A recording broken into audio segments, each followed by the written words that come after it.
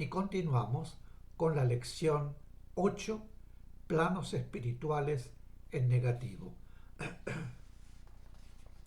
Pregunta: si entre los seres bloqueados en el plano astral hubiere algunos en intensísima vibración negativa, ¿podrían evadirse del bloqueo e ir a planos infernales?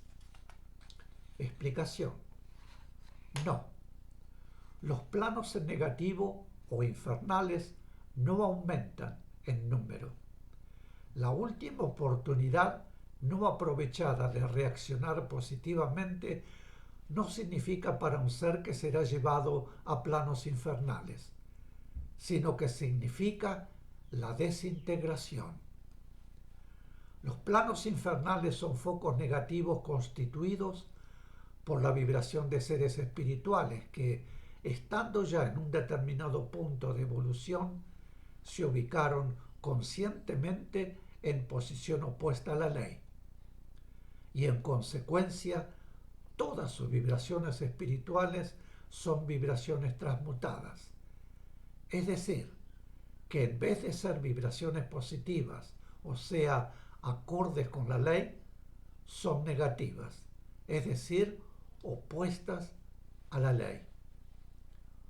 Un ser que ha llegado a un punto negativo, afín con la vibración de los planos infernales, es porque ha sido transmutando las vibraciones adquiridas en su proceso evolutivo y va siendo descendido del plano por la ley, que es amor, para brindarle oportunidades de reaccionar en medios más densos, pues mediante la capacidad que le proporciona la evolución que había logrado y la influencia menos sutil del mal en esos mundos atrasados, le resulta más fácil el esfuerzo de obrar el bien, si así lo desea, y a la vez no puede producirle tanto daño.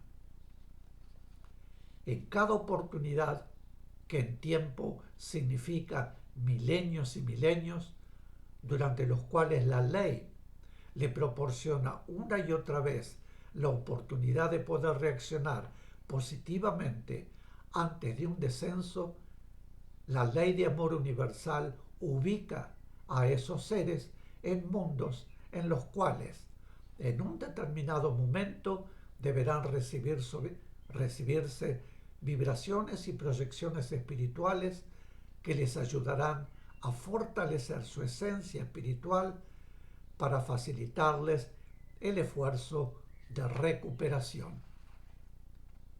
Así ha ocurrido con muchísimos seres que encarnaron en la Tierra y finalmente quedaron en el plano astral, en lugares que desde hace milenios permanecen sumergidos bajo el agua.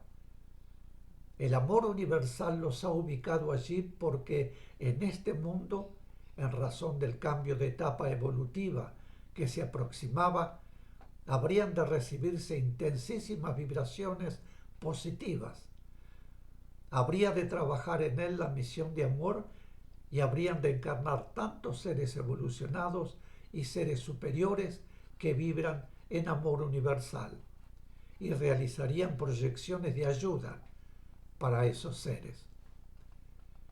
El deseo del primer esfuerzo para liberarse de su enorme carga y presión negativa constituye ya un reclamo de esos seres al amor universal, y entonces le llegan, como respuesta de la ley, vibraciones que fortalecen su esencia espiritual y les permiten un esfuerzo cada vez mayor.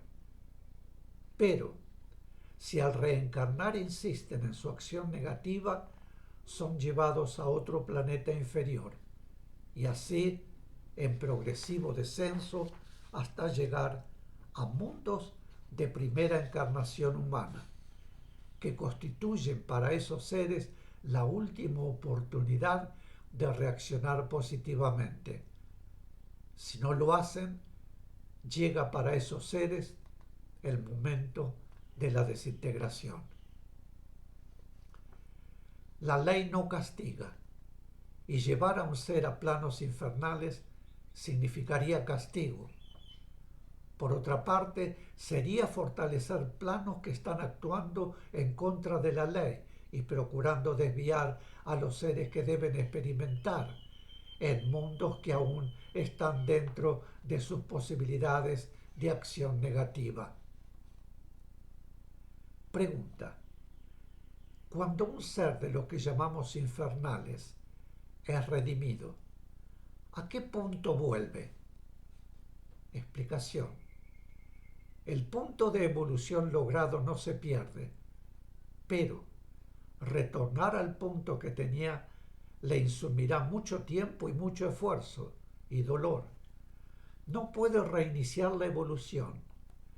Debe volver al punto en que estaba, pero, como dijimos, saldando su deuda con la ley mediante su esfuerzo y su dolor.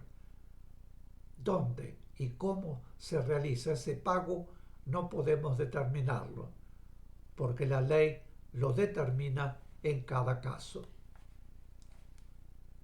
Pregunta: si en esencia somos positivos, ¿cómo podemos transmutar la vibración si el mal no existe?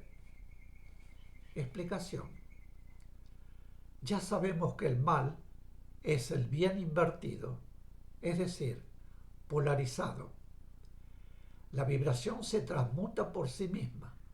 De acuerdo con la reacción y con la acción se produce la inversión, que da por resultado la transmutación de todas las vibraciones del ser que adoptó voluntariamente la posición contraria a la ley.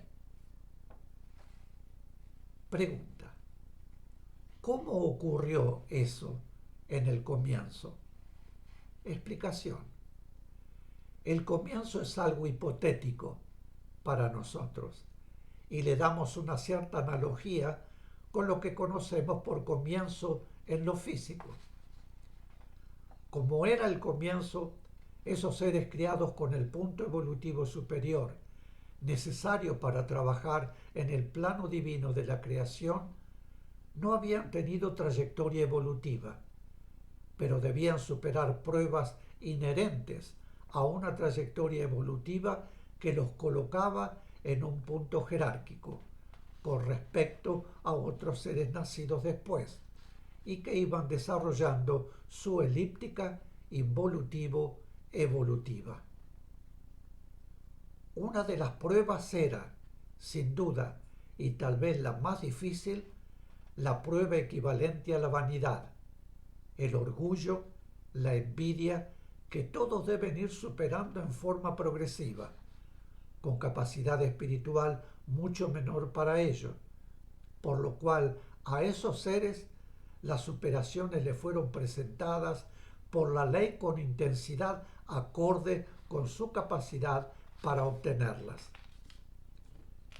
Esos seres tenían en ese momento toda la fuerza espiritual para resistir lo que denominaríamos tentaciones, pues fueron creados en el punto necesario para servir al plan de la creación, ayudando y guiando a otros seres nacidos después. Entendamos que estamos haciendo una semblanza que no es la realidad, pues la realidad escapa a nuestro alcance mental.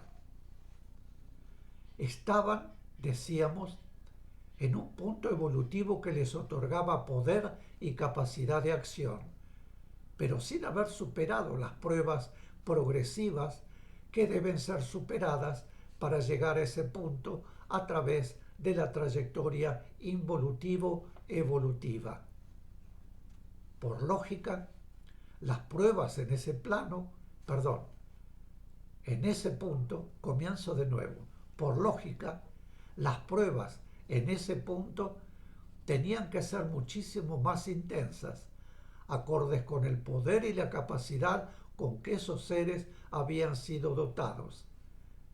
Pero, como no lo superaron, sino que cedieron la intensa conmoción que ello produjo en su esencia espiritual, los desubicó de su posición, ubicándolos en posición justamente contraria y opuesta a la ley, lo que constituyó el comienzo del opuesto al bien, o sea, el mal.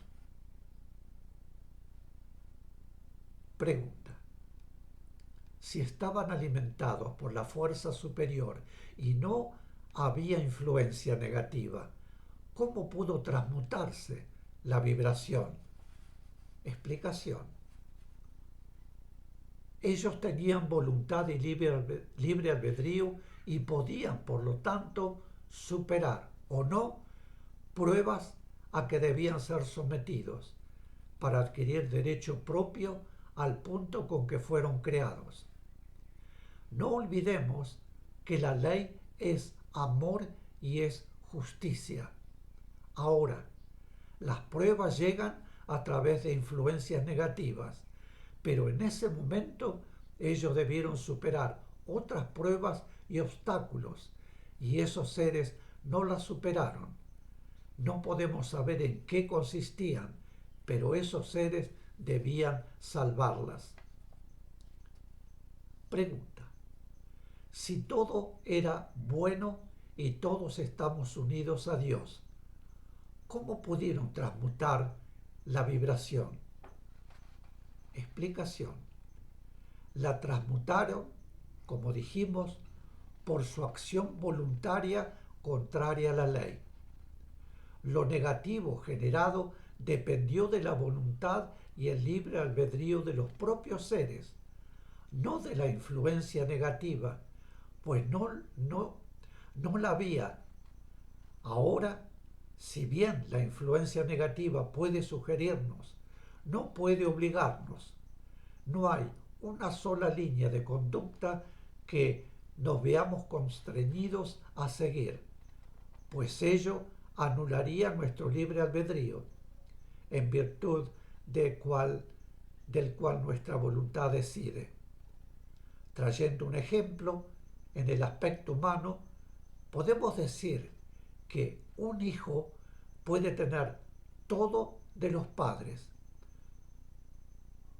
buen ascendiente, buena enseñanza, buen ejemplo y demás, y sin embargo no obrar de acuerdo con lo inculcado y aprendido del padre. Por libre albedrío, un hombre puede ser moralmente igual o semejante al padre, o puede no ser moralmente igual o semejante al padre. Mis queridos, aquí haremos otra pequeña pausa. Vuelvo de inmediato. Gracias.